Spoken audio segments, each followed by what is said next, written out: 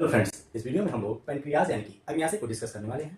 ठीक है, ये वीडियो जो है ये टॉपिक समझने में आपको बहुत ही आसानी होगा। इस वीडियो को देखने के बाद आपको पूरा समझ में आ जाएगा। ठीक है, तो इसीलिए आप अंत तक बने रहिए और सपोर्ट करते रहिए। चलिए स्टार्ट करते हैं इस चैप्टर को। देखिए पैनक्रियाज पिक्चर में देखिए कैसा दिखता है। ठीक है, तो इसका शेप जब देखेंगे आप लोग तो कुछ जे की तरह दिखता होगा। किस तरह का? जे की तरह। तो इसका शेप क्या हो गया? जे के आकार का। इसका आकृति जे के आकार का या पत्ते के आकार का, कुछ पत्ते की तरह भी दिख रहा है। तो पैनक्रियाज यानी कि अग्न्याशय का आकार कैसा हो गया? जे के आकार का और पत्ती के आकार का हो गया।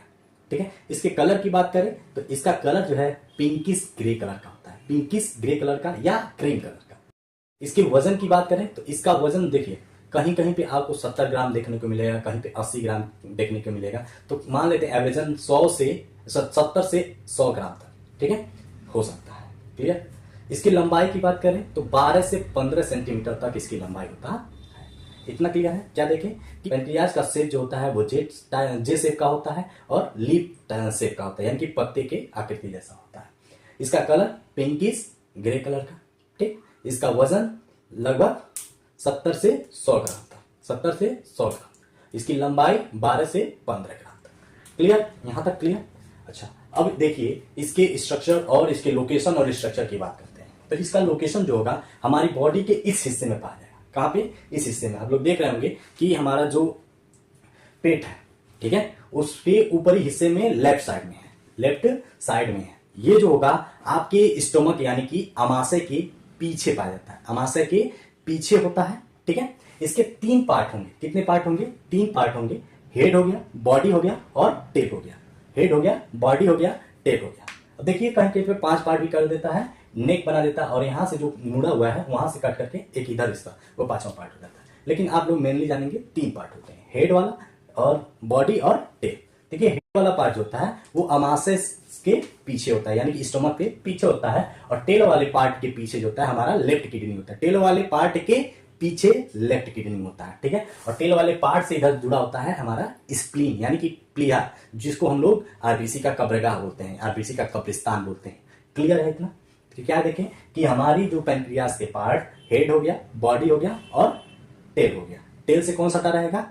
स्प्लीन। ठीक है, और टेल के पीछे कौन होता है? हमारा लेफ्ट किडनी। क्या होता है? Left kidney. ठीक है, बॉडी वाला पार्ट जो होता है ये स्टोमक के पीछे होता है। ठीक, और हेड वाले पार्ट में जो आपका पैनक्रियाटिक डक्ट आता है, जो पैनक्रियाटिक नली होती है, जिससे एंजाइम जो होता है हमारी छोटी आंत में आता है, तो ये ड्यूडोनम, ड्यूडोनम जो है छोटी आंत का पार्ट है। ड्यूडोनम किसका पार्ट है? छोटी आंत का पार्ट है। तो इसी वाले पार्ट में एंजाइम्स आते हैं। ठीक है, चलिए अब डक्ट की बात की है तो देख ही लेते हैं। अब पैनक्रियाज को जैसे ही हम लोग बड़ा करके देखते हैं तो इसमें जो है 2 तरह के सेल आपको दिखाई दे रहे होंगे। कितने तरह के सेल दिखाई दे रहे होंगे? 2 तरह के। ठीक है, यहाँ पे देखिए जब डक्ट के पास में जा रहे हैं, डक्ट के पास एकदम देखेंगे करीब में तो एकाइनर सेल दिख रहा होगा। क्या दिख रहा होगा? एकाइनर सेल। तो एकाइनर सेल से क्या होता है? आपका एंजाइम बनता है। क्या बनता है? एंजाइम बनता है। ठीक है, यानी कि ये एंजाइम बनेगा तो कैसी ग्रंथि हो गई? ये कैसी ग्लैंड हो गई? Exocrine gland. कैसी ग्लैंड हो गई? Exocrine gland. फिर जब इनलेट्स ऑफ लैंगरहैंस देखेंगे, या इसको बोलते हैं पैनक्रियाटिक इनलेट्स बोलते हैं। क्या बोलते हैं? पैनक्रियाटिक इनलेट्स बोलते हैं। तो इससे हार्मोन्स बनता है। क्या बनता है? हार्मोन्स बनता है। यानी कि ये इंडोक्राइन ग्लैंड की तरह भी काम कर रहा है, इसलिए इसको हेट्रोक्राइन ग्लैंड यानी कि मिक्स ग्लैंड बोलते हैं। क्या बोलते हैं? Mix gland. ठीक है, मिश्रित ग्रंथि बोलते हैं। क्यों?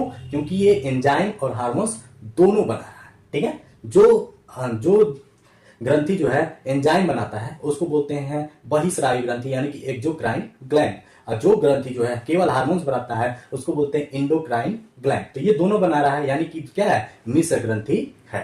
ठीक है, अब हम एकाइनर सेल से जो जो एंजाइम बन रहा है उसको डिस्कस कर लेते हैं पहले। तो एकाइनर सेल से क्या बनता है? एंजाइम बनता है। ठीक है, देखिए कौन कौन से एंजाइम बनते हैं। ठीक है, पहला जो है आपका एमाइलेज बनेगा, पैनक्रियाटिक एमाइलेज बनेगा। एमाइलेज क्या काम करेगा?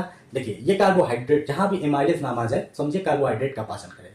तो जो भी कार्बोहाइड्रेट हमारे मुंह में जो स्टमक में पचने से बच गया था उसको ये पूरी तरह से किस में बदल देगा? ग्लूकोज में बदल देगा। तो एमाइलेज किसका पाचन करता है? कार्बोहाइड्रेट का। तो कार्बोहाइड्रेट का पाचन करता है। ठीक है, तो कार्बोहाइड्रेट से ये ग्लूकोज में बदल देगा। क्लियर है यहाँ से? लाइपेज, लाइपेज जो है ये वसा का यानी कि फैट का पाचन करता है। तो ये फैट को फैटी एसिड में यानी कि वसीय अम्ल में बदल देता है। ठीक है, अगला जो है हमारा ट्रिप्सिन एंजाइम पाया जाएगा। क्या पाया जाएगा? ट्रिप्सिन, ट्रिप्सिन पाया जाएगा, ठीक है। काइमोट्रिप्सिन पाया जाएगा, ठीक है। और कार्बोक्सीपेप्टाइडेज, कार्बोक्सीपेप्टाइडेज पाया जाएगा। ट्रिप्सिन, ठीक है, क्या क्या? ट्रिप्सिन, काइमोट्रिप्सिन और कार्बोक्सीपेप्टाइडेज। ये तीनों जो एंजाइम होंगे वो पैनक्रियाज में इनएक्टिव फॉर्म में पाए जाएंगे। किस फॉर्म में पाए जाएंगे? इनएक्टिव, एक्टिव नहीं, इनएक्टिव फॉर्म में पाए जाएंगे, ठीक है। तो ये जब होगा ड्यूडेनम में आकर के एक्टिव होते हैं, ठीक है। ये जो एंजाइम जो होते हैं ये प्रोटीन का पाचन करते हैं। किसका पाचन करते हैं? प्रोटीन का।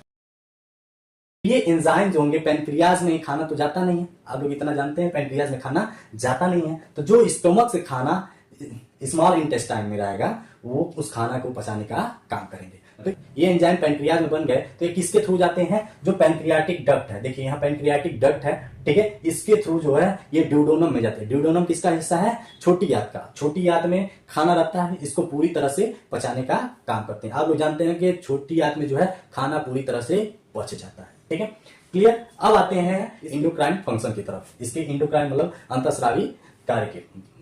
तो इधर देखें हम लोग कि जो है इनलेट्स ऑफ क्या था? लैंगरहैंस, यानी पैनक्रियाटिक इनलेट्स। तो इनमें कुछ सेल्स पाए जाते हैं। क्या पाए जाते हैं? कुछ सेल्स पाए जाते हैं, जैसे अल्फा सेल, बीटा सेल, ठीक है, डेल्टा सेल और एफ सेल। एफ सेल को पीपी सेल भी कहते हैं और गामा सेल भी कहते हैं। तो अल्फा सेल से जो है ग्लूकागॉन बनता है। क्या बनता है? ग्लूकागॉन बनता है, जो कि ये ब्लड में शुगर के लेवल को बढ़ाता है। क्या करता है? ब्लड में शुगर के लेवल को बढ़ाता है, क्लियर है, ठीक है। और बीटा सेल से क्या बनता है? इंसुलिन बनता है। ये ब्लड में शुगर लेवल को कम करता है। देखिए ग्लूकागॉन जो है ये इंसुलिन का उल्टा काम करेगा। इंसुलिन जो है ब्लड में शुगर लेवल को कम करेगा और ग्लूकागॉन शुगर लेवल को बढ़ाएगा, ठीक है। इंसुलिन जो है लीवर में ग्लाइकोज को ग्लाइकोजन के रूप में इकट्ठा करेगा, तो ये क्या काम करेगा? ग्लाइकोजन को ग्लूकोज में तोड़ेगा। कहां पे? लीवर में, ठीक है। आया समझे?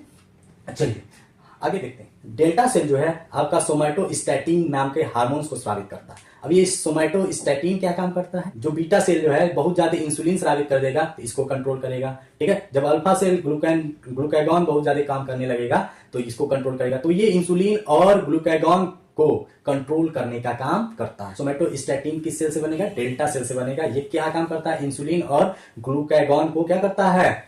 रेगुलेट करता है, उसको कंट्रोल करने का काम करता है। देखो सोमैटोस्टैटिन जो है ये हाइपोथैलेमस से भी बनता है, इंस्टेंटाइन से भी बनता है और स्टोमक से भी बनता है, क्लियर। आगे चलते हैं। अगला जो हम बताए हैं एफ सेल यानी कि गामा सेल यानी कि पीपी सेल, जिसको पैनक्रियाटिक पॉलीपेप्टाइड नाम के हार्मोन्स को स्रावित करता है, क्लियर।